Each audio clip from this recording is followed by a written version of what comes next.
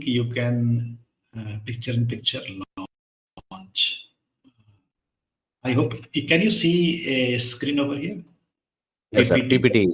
PPT. We are able Yeah. to see the PPT. So, though the education academia is a very big subject, no, there are so many options available to the students, and that all begins after class 12, you can say. Means a specialization from the student point of view, from their career perspective. No, this is basically the class 12 is very important. Class 10 is, of course, equally important, but class 12, thereafter you become independent to identify, to choose certain area. And if nothing dramatic happens, then people continue in that stream where whatever they have chosen. So what we did that we divided this because the crowd, the participant over here in the group are mostly those who are NRI. And one of the, I will say, choice of if you're an NRI is that to study, to get the children studied in the any West country, let us say US, to be the reference point for us. So what I did is that I've divided the entire discussion in two parts. One part is where we are planning for a study in the US, in reference of US I'm talking about. You can think of Canada, Germany, and Australia as well, but that's a secondary. And the second part is that a study in India, because after 12 also there's a lot of opportunity in India. In India, I will be covering only two areas. One area, the technical side of education, one area, the finance side. Finance being my core area. So finance and technical side of to education. From an Indian point of view, I will be covering these two areas. And then the study abroad is, of course, one area where. So I have invited my son also to come and participate in this. He has studied at Arizona University, so he has gone through the process of selection, rejections, whatever you say. And then thereafter, he worked in the US system. So he also had much better exposure in terms of managing visas and other things like that. So I will request him to take care of the study abroad choices and all. He can use this PPT. I'm going to stop share from here and say he can take 15-20 minutes, and thereafter I will be proceeding with this one. So over to Siddhant, if you are there. You can share it now. I have stopped sharing. I'll share my screen. Okay. I think everyone can now see my screen. So, hello everyone. I am Siddhant, and I did my bachelor's in computer science from the University of Arizona from 2018 to 2022. And thereafter, I worked for 2 years in Verizon as a software developer. So I'll be talking about my experience and the insights that I gleaned from this experience, so that you can make an informed decision regarding your children and what course of action they should take going forward. So let's start with the obvious question about how to get to the US and what hoops someone has to jump through in order to get through the process. So the first thing, so let's talk about the cost factor. So the cost for education in the US is very high from the point of view of an Indian. But if we were to subdivide it, the cost to get into a public university or a college that is affiliated with the state government or the provincial government is lower than that of a private university. So, for example, you could say that a public university charges around, let's say, $50,000, $60,000.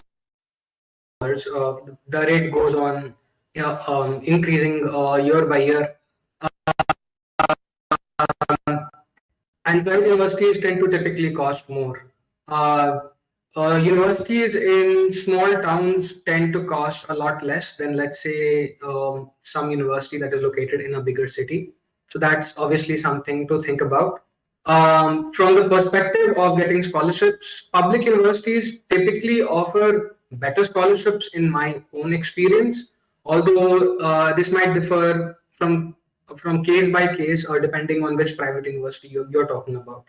But your academic performance can have a tremendous impact on what scholarship you get and how much financial aid you can achieve. So going to talking about your academic performance and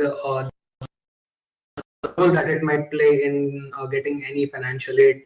I'll first talk about SAT and TOEFL preparation, and then we'll go into the academic track record that all these other universities require from your high school in order to make an informed decision in this regard. So SAT stands for Scholastic Aptitude Test. It is sort of an optional entrance exam. The reason I say optional is because a lot of universities are now making it optional. There is also another alternative to it called the ACT. I went with SAT because it is more widely accepted and it has a higher difficulty criteria as opposed to the ACT. However, you can choose otherwise as well. The SAT has three sections broadly. It has the reading section, it has the writing section, and it has the math section. Section. So the reading section primarily covers your ability to assess and comprehend a certain passage that might be coming from some newspaper article or a journal. So a very good way to start preparing for these article-based comprehension tests would be something like reading journals like the Scientific American or the Atlantic magazine or the New Republic magazine. All these are very good sources to start to glean the way Americans read and write among themselves. Because when you read simply from the standard textbook, you are not likely to get a feel for how Americans employ a certain lingo among themselves, even when they are writing formally. So that is one way to get started. Another very good resource in this regard would be Khan Academy. So Khan Academy is completely free of cost, and it is partnering with College Board, which is the organization that is orchestrating this entire SAT. So that is also a very good source to study. And then going to the writing section. So for the writing section, you are assessed for your ability to gauge the proper use of grammar, the proper usage of vocabulary, and the way you ought to employ sentences and words in the English language in a way that fits a college prepared student. And then you have the math section. So the math section is, I would say, different from the point of view of an Indian, in the sense that, let's say, an Indian who is preparing for some entrance exam over here is typically going through a process wherein he is attempting to learn how to solve a certain pattern of questions. Whereas the SAT math section is sort of giving you problems in a way that is challenging you to formulate it in a mathematical form. So, sort of an example that I faced was there was a very simple geometry problem that I faced while preparing. And while you read the question description, it does not strike you that it is a geometric question, other than the fact that the MCQ answers all have degrees in them. You don't immediately comprehend that geometry should be a way to solve it, and then you have to be able to cultivate your ability in both comprehending the subject material, so that you are able to translate the question description into a good problem statement that you can then solve mathematically. So that is in a gist what the SAT is about. The SAT is basically checking if you are prepared to go to college. So you should always think of it in the sense that, okay, so this is what college is expecting from me so that I can enter into its premises, and I should be able to formulate and translate the language that is prepared in these questions into a more solvable problem, because basically all problems that we're dealing with in the real world are all involving regular problems described in lay language that we must then translate to a more technical description so that we can solve using a technical jargon. So now going to TOEFL. So TOEFL stands for a test of test of English as a foreign language. Basically, it is used to check your English proficiency and your fluency, and it is going to check if you're able to read, write, and speak in the language. Uh, it is a longer test as compared to the SAT. SAT takes around 64 minutes for both reading and writing, and then you have 70 minutes for math. TOEFL is an hour longer than that. Another thing is that TOEFL is fairly easy for someone who has studied the English curriculum in the national boards in India, or someone who has done the IB board, and that I'm assuming that a lot of people who are studying in Dubai would probably be doing.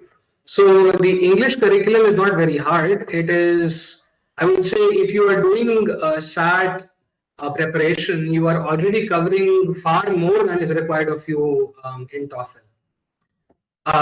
And then, of course, we will get to essay and your extracurricular activities. So colleges they pay a great deal of attention to how you're able to express yourself, how you're able to express yourself in both a verbal fashion and in a written fashion, and what sort of extracurricular activities you've done. So extracurricular activities should be done in the sense that what aspects of my personality are they developing? So are they developing, let's say, a more leadership-oriented role? Are they developing a more technical-oriented role? Are they developing a more business-oriented role? So you have different school activities. So you have your model United Nations. You have your drama society. You have your leadership roles in schools, the school captain. You have all of these similar fests that are going on in different subjects. And what you should do is that you should enroll in them and try to obtain a significant role or some work that you have done that you can talk about. This is important because when the university will be assessing your entire profile, they want to see that not only are you a good student, you're also able to express yourself in these domains in your life. So that is something definitely to look out for. And going to selection of what university you have to go to. So that depends on some major factors. So first of all, the cost profile. So what sort of a college are you willing to afford? Second, how much financial aid can you get? Financial aid, some universities offer a certain tiers in the financial aid.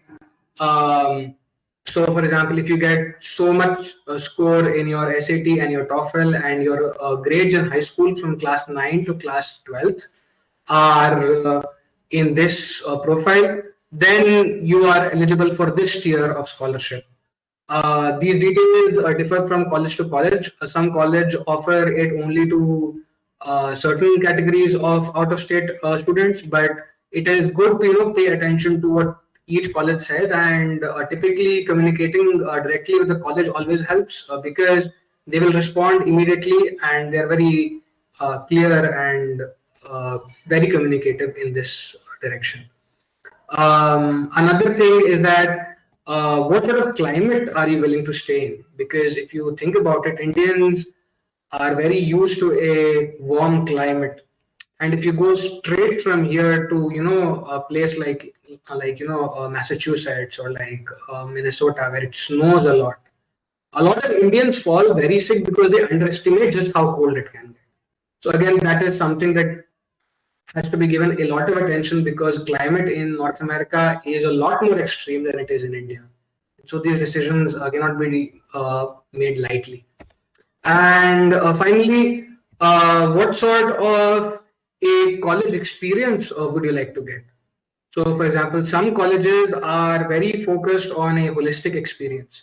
So, by a holistic experience, they mean something like they're not pigeonholing you into a certain subject. They are allowing you to experiment. Some colleges are a little bit less than this. So you are sort of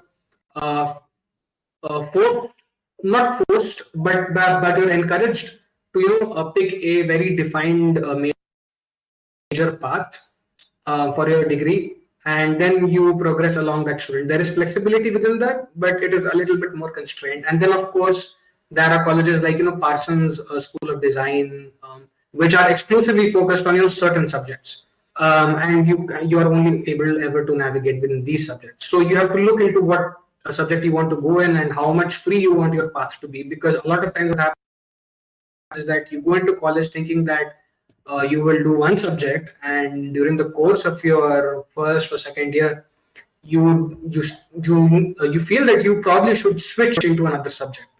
And these are some very important factors that you have to consider when you want to select your college. Finally, visa formalities. So visa formalities is a very big hurdle that you have to cross over before you go to the college.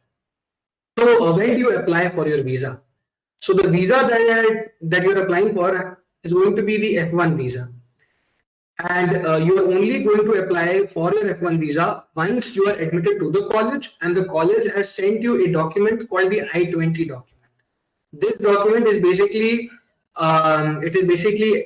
sort of a paper from the college saying that yes, you have been admitted and you are eligible for this course from, let's say, 2018 to 2022. That was in my case. So the F1 visa operates in this way, that it is valid for 5 years or until you graduated, whichever is earlier, right?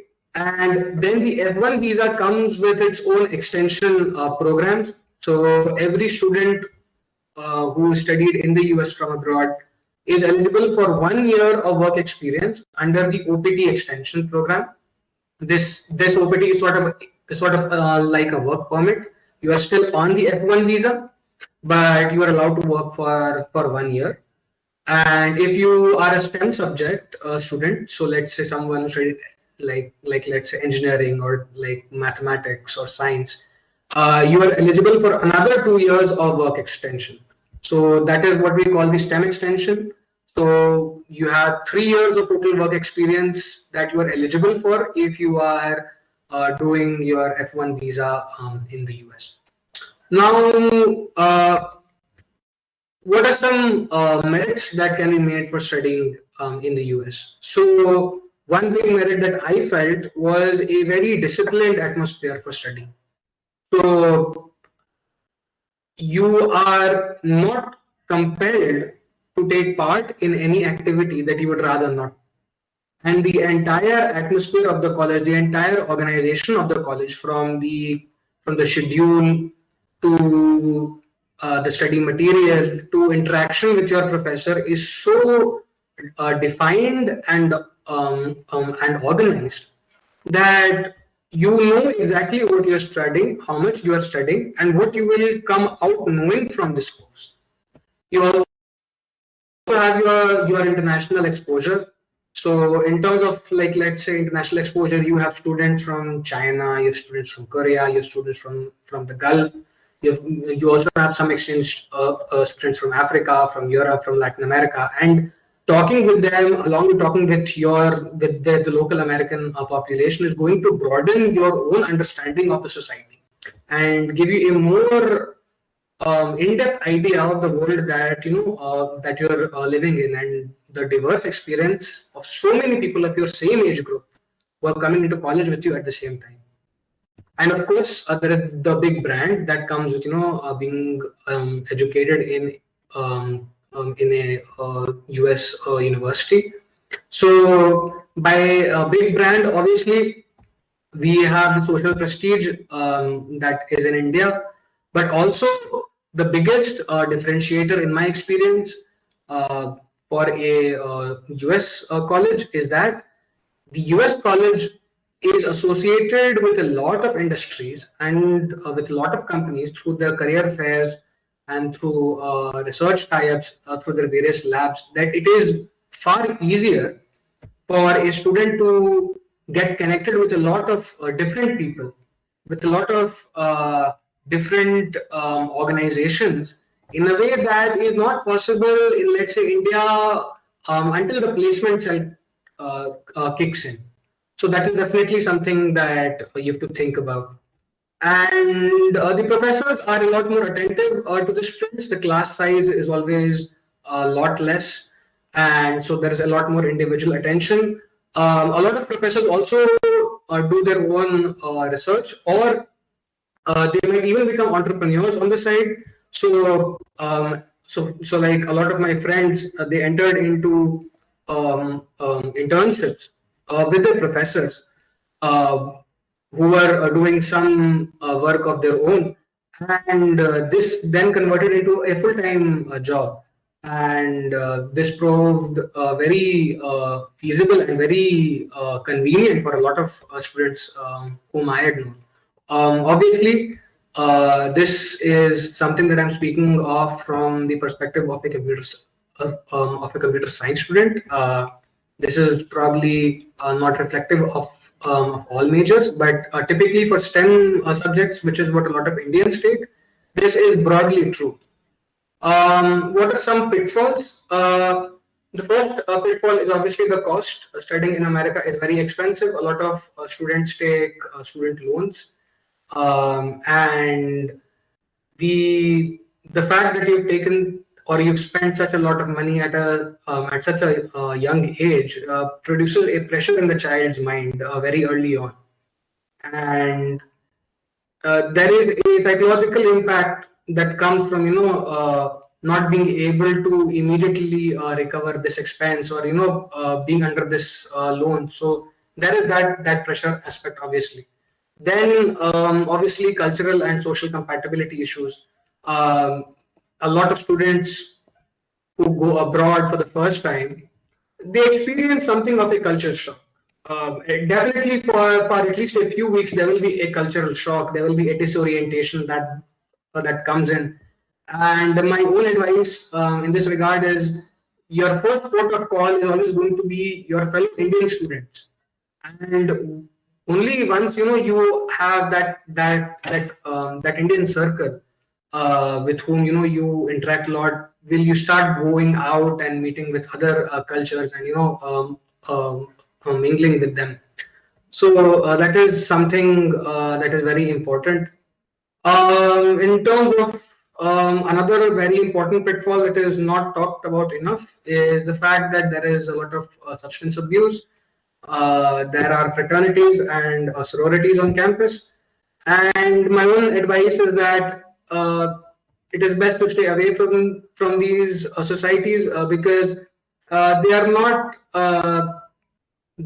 what they seem to be. They advertise themselves as a place for networking, whereas what they become is they become party hubs, and a lot of substance abuse happens over there.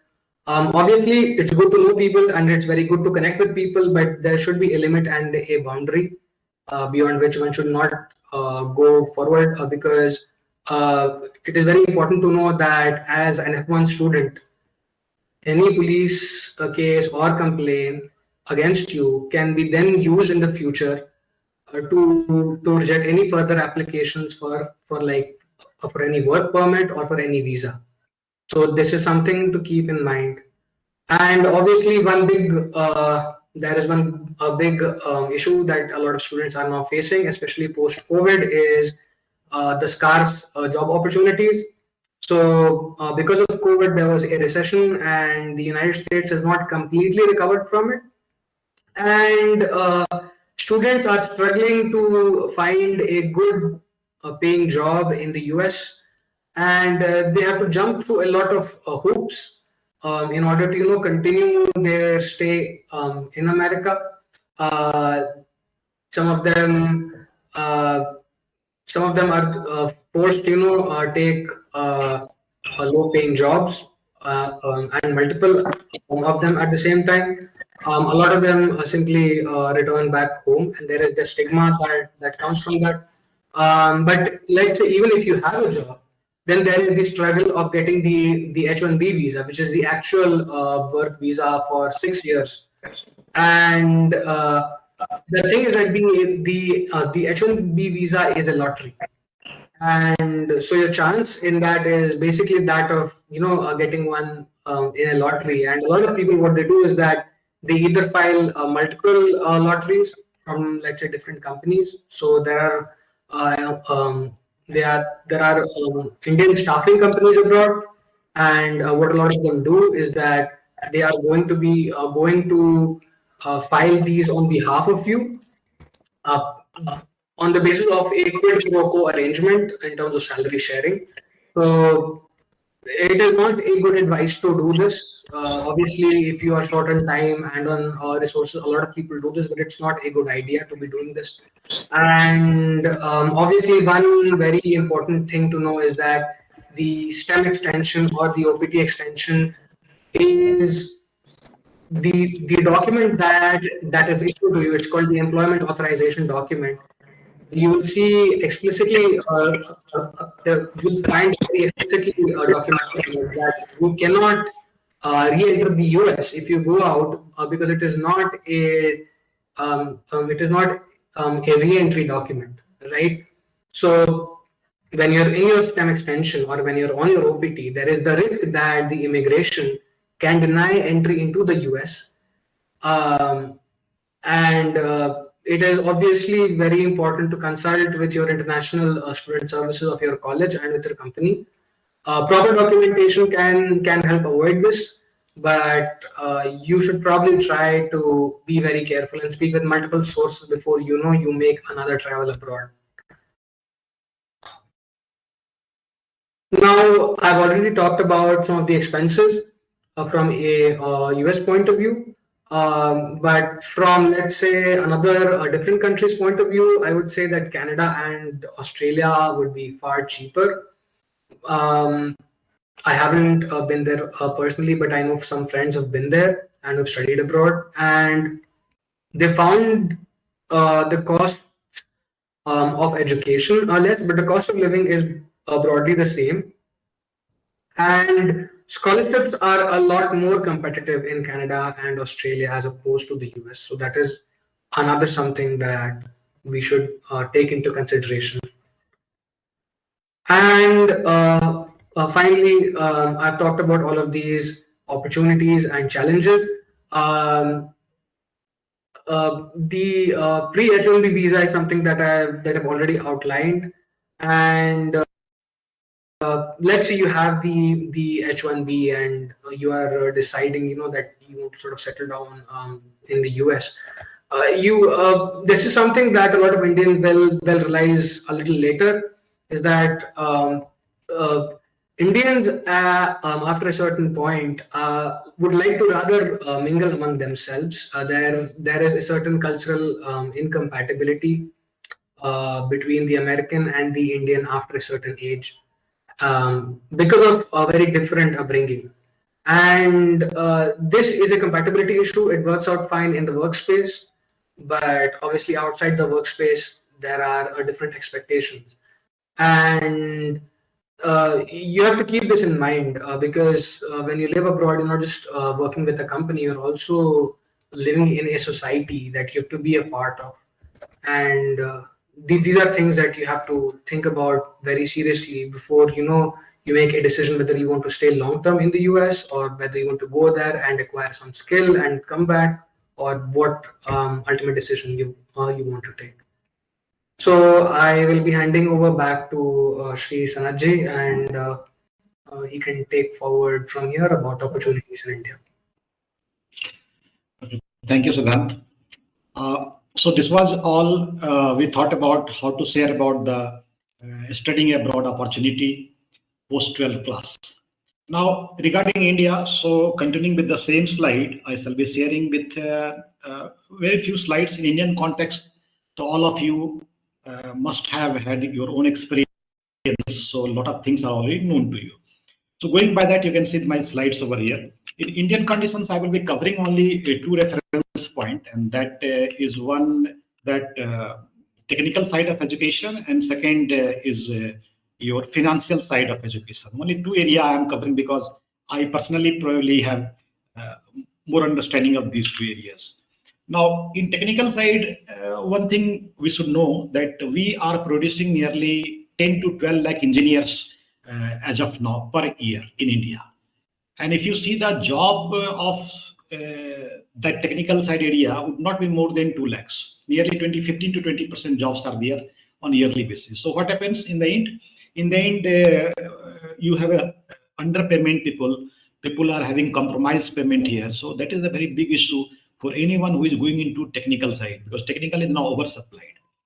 Now, being so many colleges in the process and so many students in the process, so one very bad thing that has emerged is the quality has got compromised. And because of this compromised quality, you can imagine the payment structure in certain organizations, in certain institutions are so low, abysmally low. Like I tell you, in the field of IT, the entry level payment by the big brand, you can say the big brand like Infosys, TCS, no, they begin with just 4 to 6 lakhs rupees. If you go into little, other areas, then probably you can find something where you can get little higher one at other colleges. But otherwise, you will find payments are very compromised because the oversupply of the and compromised supply of the technical skills. That is one area that one should consider when he goes for the technical area. Other than technical, if you say the finance side, of course, nowadays MBA finance is the most common and people prefer to go into MBA finance. But things are changing very fast. In the Indian finance industry, the sales job has overtaken all finance job. Nearly 90% job of the finance industry is now sales oriented. So if somebody is not good in sales, no matter whether he has a background of finance or any other stream of management, if he's not good in sales, then very difficult for him to compete in the market. Even if you're a full-time, core-time finance guy, like you say, fund managers, no, they are also having some sales responsibility by meeting to the clients. Of course, they are not evaluated on the performance of their sales, but still they are asked to meet the clients. They have to speak to the clients. So sales pitch is to be there. And on that, of course, some kind of a perception within the organization and outside happens. But rest assured, there are 90% job that is of sales oriented, even in finance. Now, regarding those 10% and the common areas where the few degrees like charter accountancy, company secretaryship, cost accountancy, ICW is now no more into demand. Then MBA finance, that is also in demand.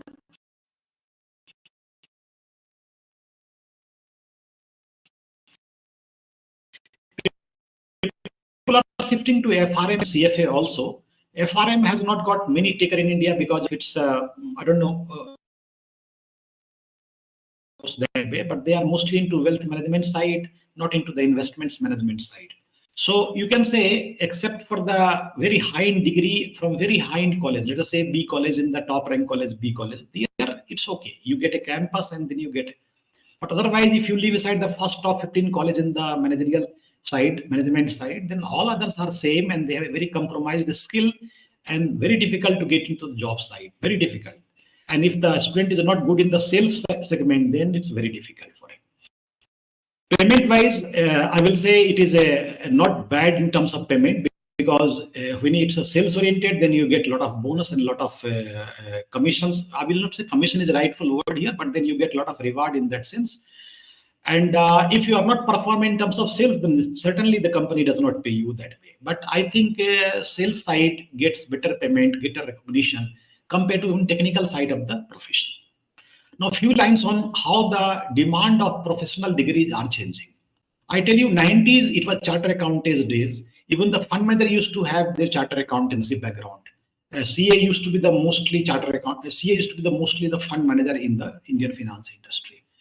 Post 2000, what happened? MBA finance took over charter accountancy. CA went into audit and the other areas, but MBA finance took over post 2000, and all the good MBA colleges started capturing this market. I think post 2010, I will say again shift has happened, and now degree from the abroad like FRM and all that has now come into practice. A lot of people with a foreign degree, foreign university, PhD in from foreign universities are getting recognition in our country. The one good thing that happened post 2018 after this PMS regulation were revised, no, a lot of opportunity has come in the finance now. You have now over 500 PMS company, nearly 50 mutual funds. Then you have a lot of banks. All of them are having treasury team. And then primary dealers are there, booking firms are there. So many organizations are there. So opportunities are there, but rest assured 90% opportunity will be having the sales orientation. So that is one thing in the finance and technical side one should take care of. What we should do when we think about our children, that how they should proceed with this. make your kids street smart, because nowadays very academic orientation does not help a lot. If you are good in writing could be helpful to certain extent, but if you are good in speaking, probably is going to make a lot of difference in the corporate world. So that is one area. On this, in fact, almost all the colleges are now having a lot of programs on that. But I think the learning actually happens in the family, in the society, not in the colleges. So as a family or society, we should give a lot of emphasis on how we communicate, how we present, how we negotiate. Negotiation is a big skill actually. So that area has to be considered. And one thing that we have seen recently is that degree could be a entry barrier at the time of at an entry position, but thereafter degree is invalid. Whether you are having a management degree from XYZ college and all, if you are able to really perform, then you can switch, you can hop, you can in fact excel within the company also. So that is not a very big deal nowadays. Switching job and job hopping is now not a bad idea. In fact, nowadays in the corporate world, in Indian finance industry, if you are there for say 10 years, 15 years, then people raise the eyebrow. How come you are there for so many years? So hopping job is now accepted fashion, accepted norms here. So anybody who is willing to get into finance side, should be ready for this. And this is nothing wrong into that. That is better. What going to be the world next over coming days? No, a lot of jobs are now going to be outsourced. It is already getting outsourced. So small companies, small entrepreneurs are coming up. And if you really want to see your children being entrepreneur, then the support of family is must. Support of parents is must. Without their support, becoming a good entrepreneur is very, very going to be difficult. The skill of the business should be there. Sales must be there. Sales is the integral part of any business, of course. Now, what we lack is that misplaced focus. No, entrepreneur, when they struggle because they have misplaced focus, they may have a very divergent focus, a multitude of focus. No, so that is something which we should work. At the end of the day, remember that. And if you want to see your children as an employee or an entrepreneur, that defines the either we want instant gratification. The visiting card of the office carries a lot of weight, but that is immediate gratification. If somebody is focused and disciplined, with of course a skill in his hand, then certainly delayed gratification comes, and that is of course a much bigger in size. So this is what I see in the technical side and in the finance side. And of course, Siddhant explained about his understanding about the study in the US. So this much I believe is something that we must consider when we think about the children at the age of at the class 12 level, how to configure his future academia and future program of this. This much probably I have to share. Over to you.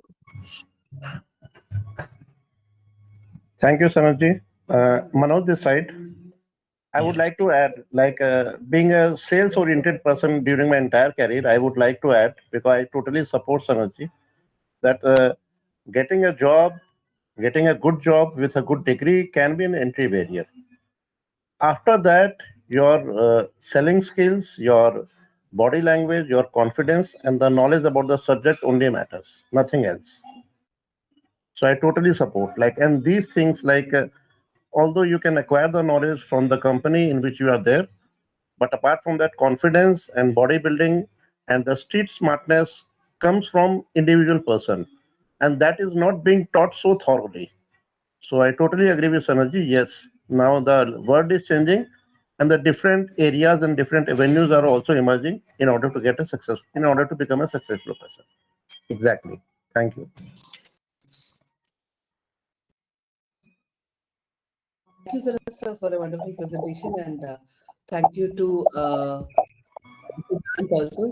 Thanks a lot. And the floor is open for questions. If anyone has any questions or suggestions, kindly go for it.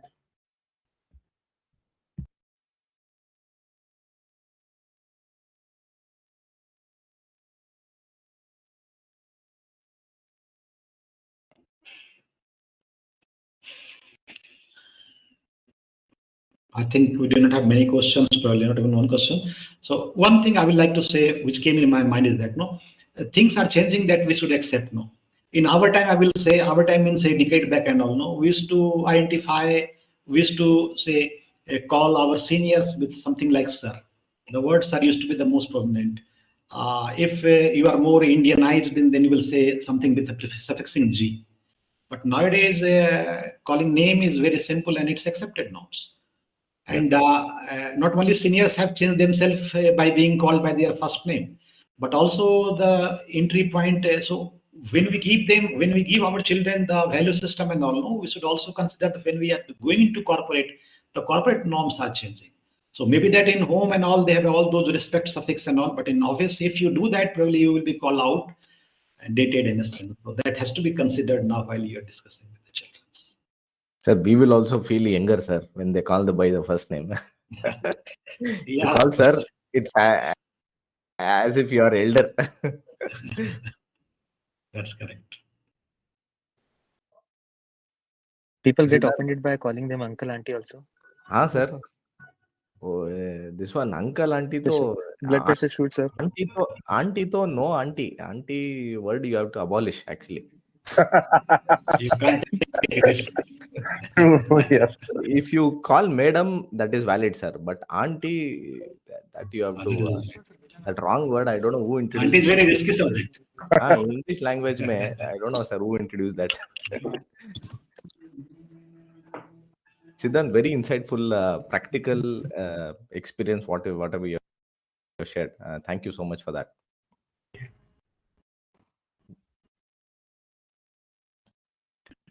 I just want to add one more thing to what Manoj sir told and to what Sanat sir was saying. There are lots of professional courses or people from army background and all who actually, like when I was working in Manipal, Bangalore, there used to be a few people who were also like trying for jobs in Air Force and other places. So they used to personally go for a coaching center which is conducted by a military person.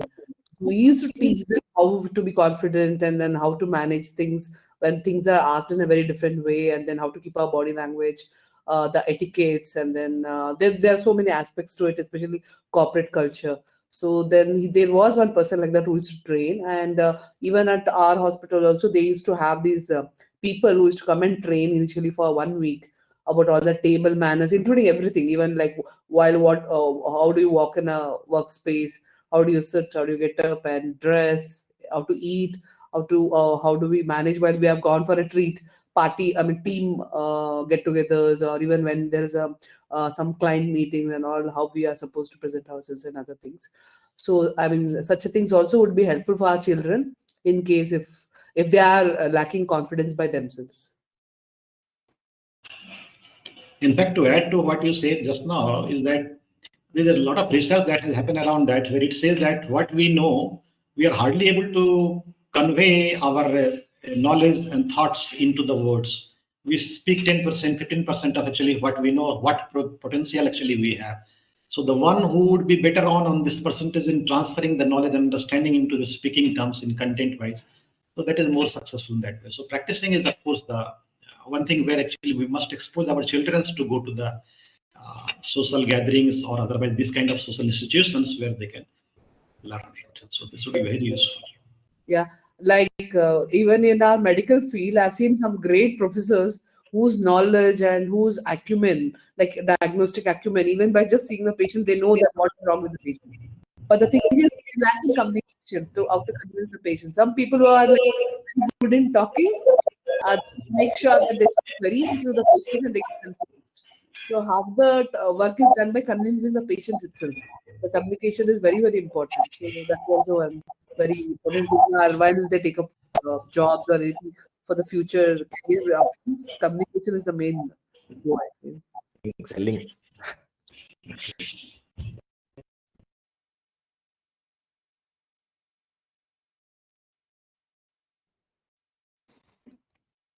Harsha sir, you have anything to add? Yo, Manoj? Shobha, ma'am, don't call me sir, ma'am.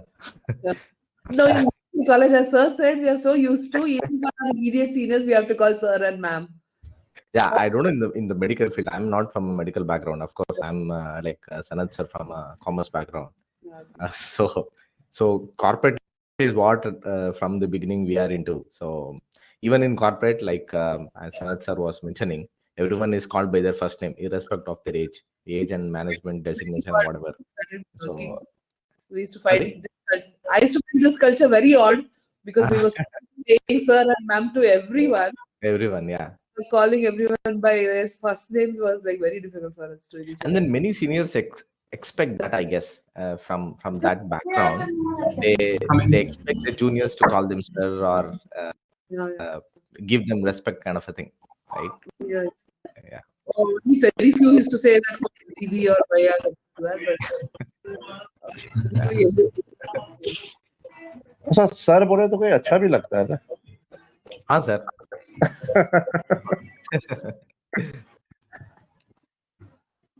And Shubha ma'am, सबसे अच्छा पापा जी लगता है.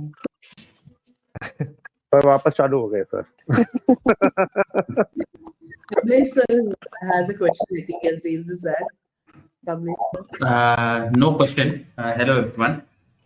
Just 2 cents of my observation or my thoughts on what future lies ahead or what career options our kids could explore. Considering post COVID, a lot of virtual interactions are happening. So social etiquettes or anything to do with artistic uh, traits and managing communication would include it would actually enhance the existing professional choices that the kids make, plus effectively able to communicate or guide someone, like what I think Shobha ma'am mentioned.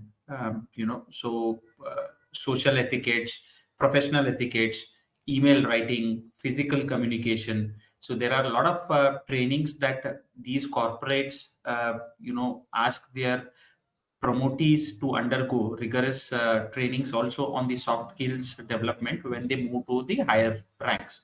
So anything to do with communication, coupled with the fact of artistic career options like someone stand-up comedy now with a lot of virtual coach potato situations. People would want to go out and have themselves entertained.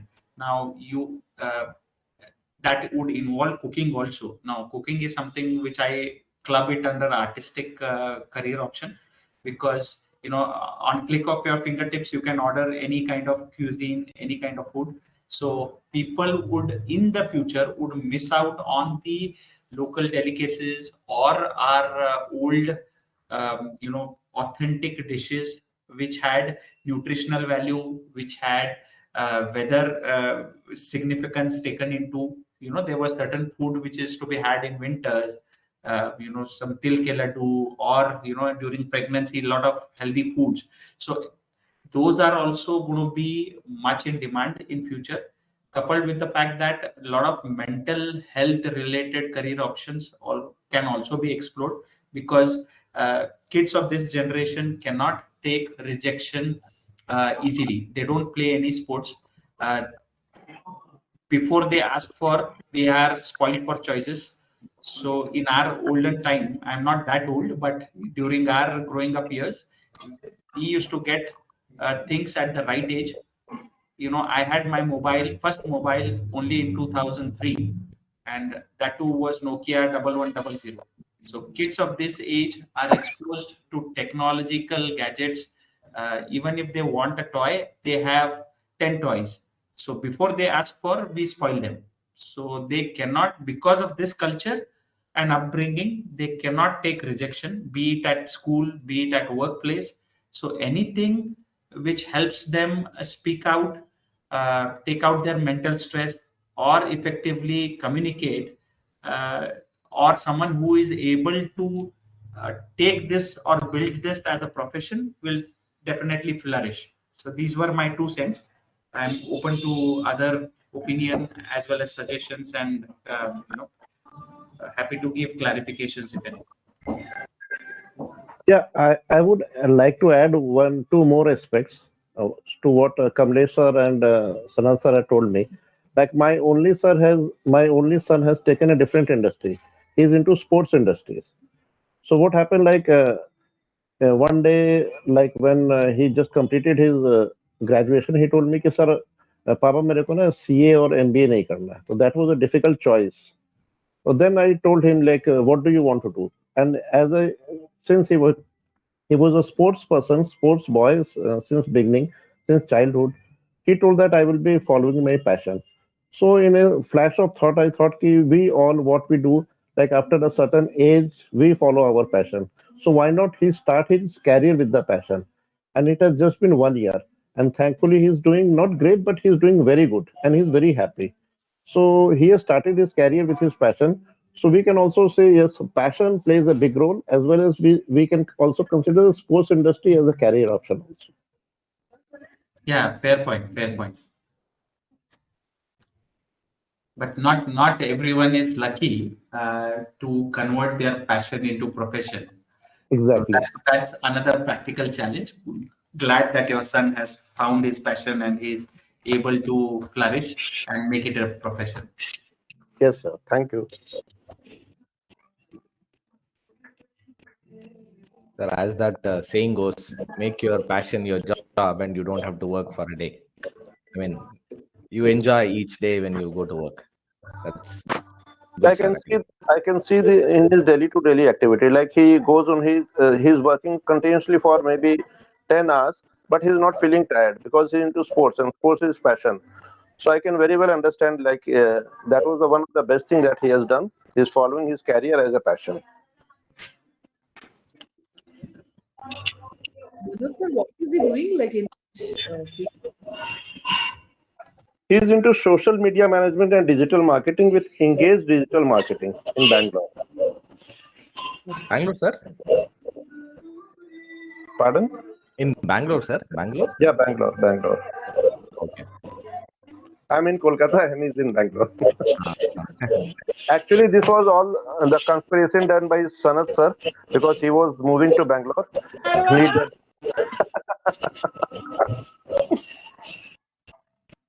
In fact, I will add one thing here that see, 20 years back, job used to be very, very safe and secured means of your livelihood. But now, job is not the job of what it used to be 20 years back. Frequent transfer and then the work pressure and then the stress of performing competitions and then so many things are attached. No, I see guys now working for 10 hours, 9 hours in a day or 8 hours in a day with the tiring hours, another 2, 3 hours to relax and to get back to the normal stream. So earlier, why people used to prefer job because job was safe, secured, and without less accountability. But now job has got more accountability, very, very less safety and less security. So these things which is coming in the new generation, like I want to make passion as my career, or I want to do something creative things or something which I want to, it should be given encouragement because we have seen both the side when actually we were very happy with the jobs that we had and now we feel job is stressful to us. So that transmission that is happening, this migration has to be accepted by us because I see most of the challenges that are coming to the children's know that is coming from the parent side. Like you must be listening to this news in Kota almost every month, one or two this unfortunate events gets reported. Now, who is responsible for that? I will not say one individual like parents or the children. Entire ecosystem. Ecosystem talks in a sense that you gone to the quota, so you are coming. We are coming back with a degree of admission into one IIM training good college. So this ecosystem is very, and the first defense for any to break this ecosystem is the family, where the children are actually staying with the parents. So we have a gift of family system in the world, which is probably in the basically still existing in India. Otherwise, in the many other countries, though we have a lot of news that probably all of us are exposed to. So that is the best thing that we can see give to this. So this migration from the 2 decades back system to the new generation has to be accepted and passed to the new generation. That is what I feel. Hello. There is a question to the forum. I'm from the medical background, but I don't know anything about the engineering. If a child wants to pursue in the engineering background, so doing undergraduation in India and post graduation in US is a better option, or directly go to the US for a UG is a better option. If anybody from the engineering background can answer this, I'll be happy. Siddhant can take up this question. Yes. So that depends on what subject he's picking within engineering. Number one, and number two, if he does intend to go abroad, then does he intend to just go straight into the job market, or does he want to go into research? Because that is also another important consideration. as regards to whether it's better to go into masters or bachelors abroad, I would say masters is cheaper than let's say bachelors, because when you are in masters, you also have your research assistantships, you have your teaching assistantships, you have scholarships. So if you are clever about how you organize your entire study plan, then it can be cheaper than bachelors, because in bachelors typically the stay is longer. You are still exploring. You're still fresh from high school. So yes, I can say that going in masters is probably a better idea. But what about say doing the UG in India? So almost 4.5 years or 5 years.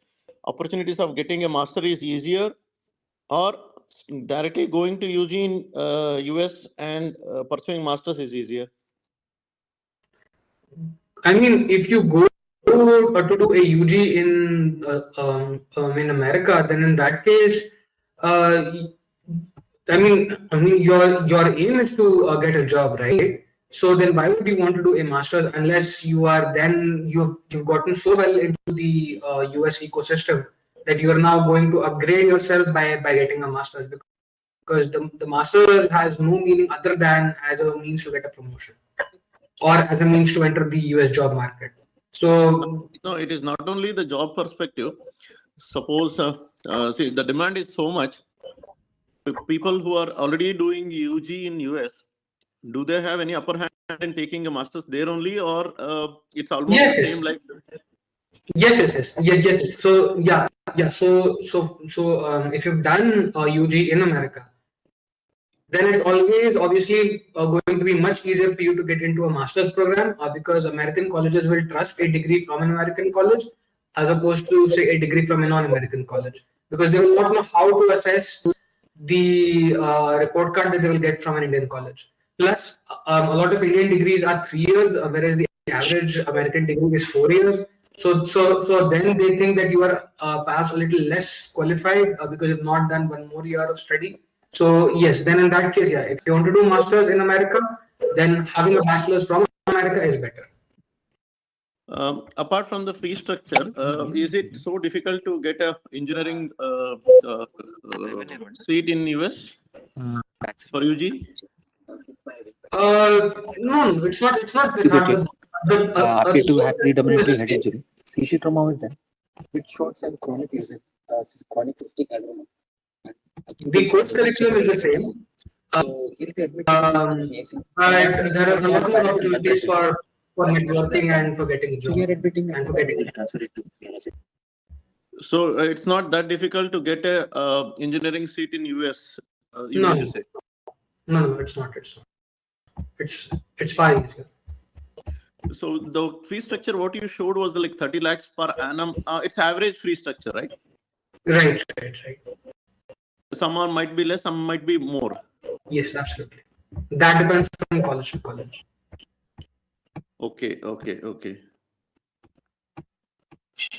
Thank you, Siddhant. Yeah. Anybody from the medical background here in the panel who knows the UG courses in UK, especially in the UK after 12th? Raghavendra sir, we have one Bruno. He's a home affairs surgeon. His son is presently studying in UK MBBS there. So I would suggest that people who have this first-hand information and access, they should come up. They should at least be sharing their things, the monetary aspect of it, the career aspect of it, the advantages, disadvantages. We have close to 800 group members, but no one opens up. That's the issue. Hidden gems are there, but if they open up, if we do research, that will give a lot of information. But people who have recently gone through it, if they come up and share, it is really good for every one of us. At least on career, we should have multiple classes like this, where youngsters who have recently entered in some course come up with this.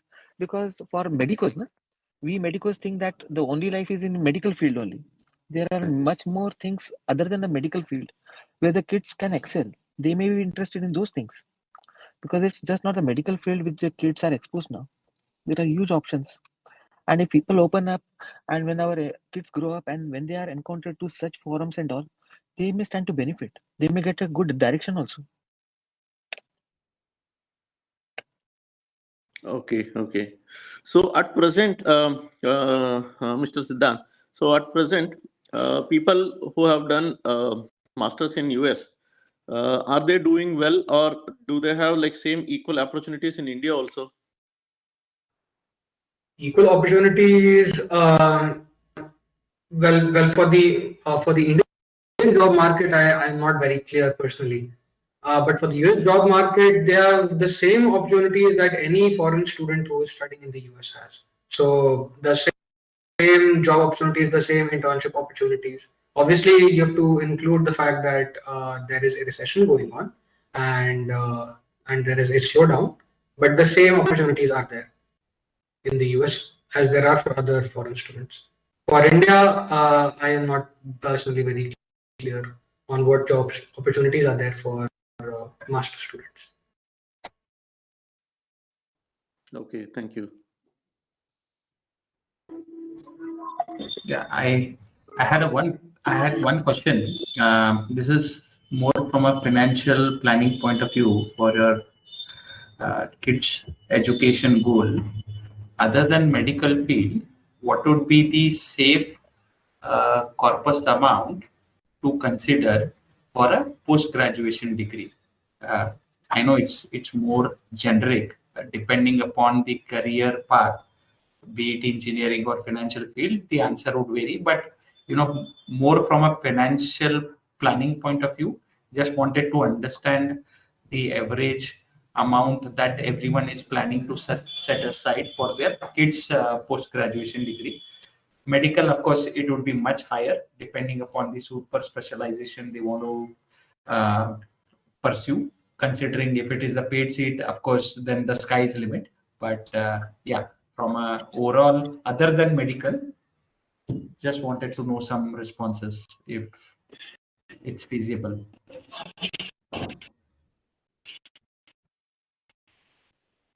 I can share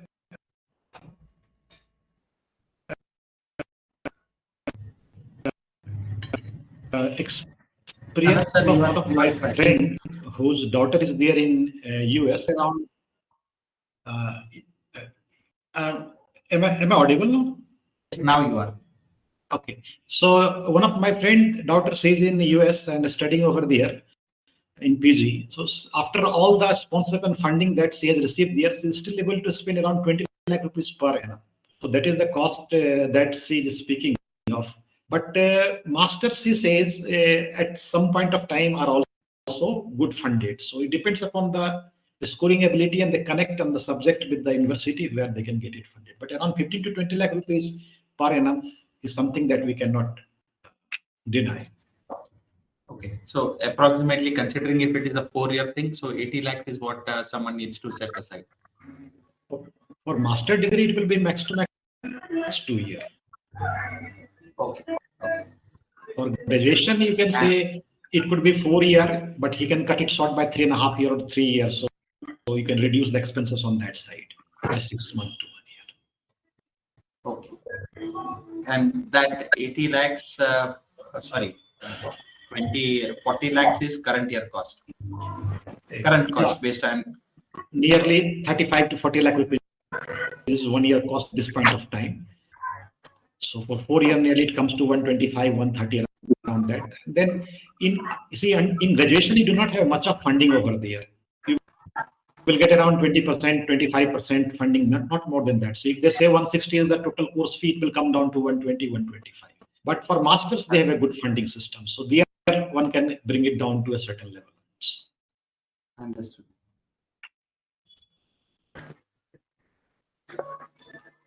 And this educational inflation is much higher than the current inflation. So we should also be taken into this consideration. And as you have rightly pointed that this 40 or 50 lakhs is the current cost. So you will have to factor in like after how many years your child will be requiring all these things. So we should be considering the entire picture. So there one can take this kind of decision that there are some university who offers you all the 4 years of expenses, which is fixed at the point of time of entry. And there's some university who has got escalation in the fee also. So when you are going for the admission, be careful when you're selecting the university, that get the fee of all the 4 year prefixed over there so that the escalation is in your control. That can be considered. That can be one decision that one can. We did it, and that can be done also.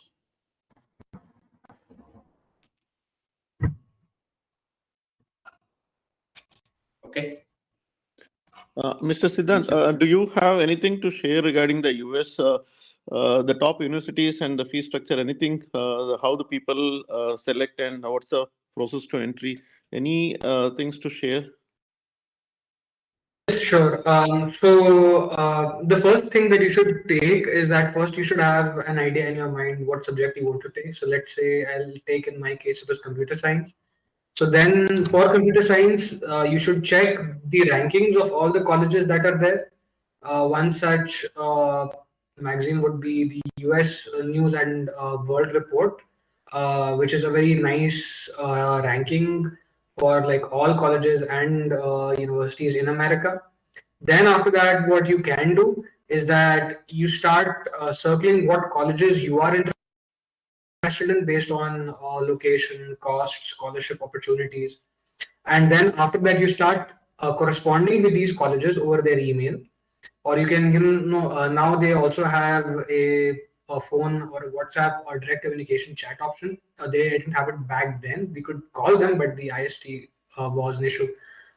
So you start corresponding with them, and based off that, you around, let's say, August to September, you should have sent your application. So August to September of class 12, you should have sent your applications in with your report card of class 9, 10, 11, and your first term of class 12.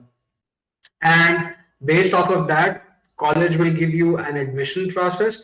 They will, sign off on like all of these procedures. It takes some time. So you should start getting back responses around December to January, around that time frame. And then, of course, based off the offers that you have then received, you can make an informed decision on what college to attend, or if you want to continue pursuing admissions. So you will have to continue, and you can also negotiate. So for example, all colleges have a scholarship portal. So maybe the college cannot provide financial aid on its own, but there are always certain foundations or like organizations that can provide some scholarship if you qualify for certain criteria. So you should ask them for this detail, and then they will furnish you the details of these portals, and then you can apply over there, and that can also help augment your financial strength to attend college. Okay, thank you. In the group, in our group, DOI group, can you share any such details if you have? Sure, absolutely. Okay, thank you.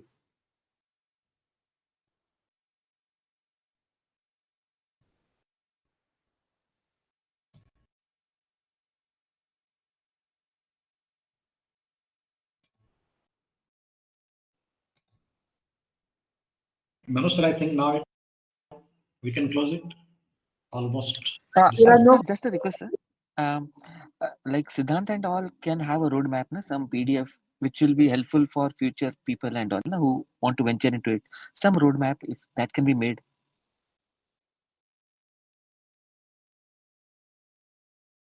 Sure, I can have a roadmap prepared on what steps you should take at what time in order to get into a bachelor's program in the US. Sure.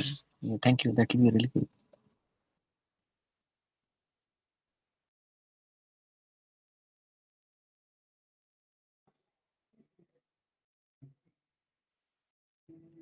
Mr. Siddhant, one last question. Sorry. So people who are passing out 12th through CBSE or ICSE, IGCSE or IB board, any of these things will definitely will it matter when they go to the engineering course, UG? Yes, it can matter in the sense that for your class 12 grades, if you've got very good grades, you can ask your college to exempt you from certain introductory courses because a lot of Indian mathematics and science curriculum is so far ahead of the average American high school curriculum that the colleges can take a look at your score. They can maybe make you give a small nominal test to assess if what you're saying is in fact correct, and then they can waive off the first year or the first semester courses entirely, so you can start at a much higher level than you would have otherwise. So yes, it does matter in that sense. So according to you, which is better in 12th to avoid all those things directly to enter into the UG program? I mean, you mean which board is good? Which board will be easier for them to choose? To adjust.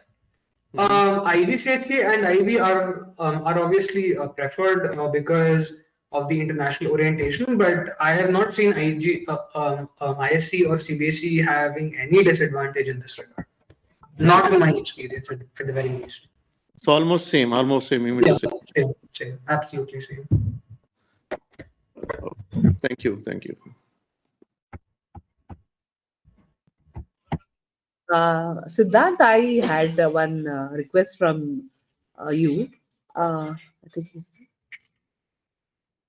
I just wanted to know that is it okay to make one include one topic there when you're making the PDF, that what are the courses which are available which are not very commonly known to people? Like there are so many things with forensic. There are like forensic also. They have subdivisions like which they can do with AI. Even with fingerprinting, there is one huge divisions. So there are so many other things which have come up. Some new courses. So you can ask inputs in the group also, whoever is aware, if they can give some information which are the courses available, and probably a country or where it is available, something like that. If you can just add one this one in the PDF you are making, so that people are also aware and they need not be stuck to the medicine, engineering only courses. So all these new courses, we all can contribute whatever new things we know of. Thank you.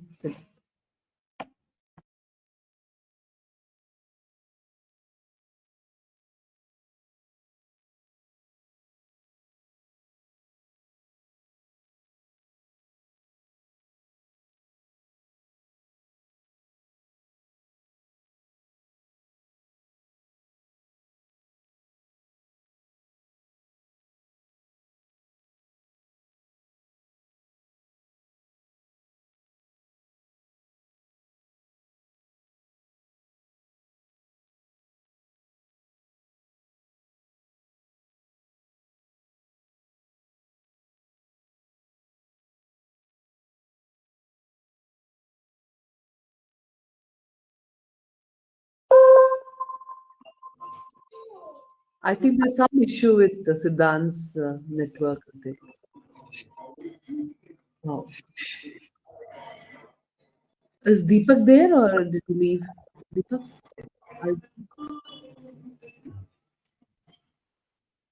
Okay, Deepak has left. So if there are no more questions, we will call it a day. And thank you so much, sir, Sanat sir, and also thanks to Siddhant for this talk. I think we will catch up again next week.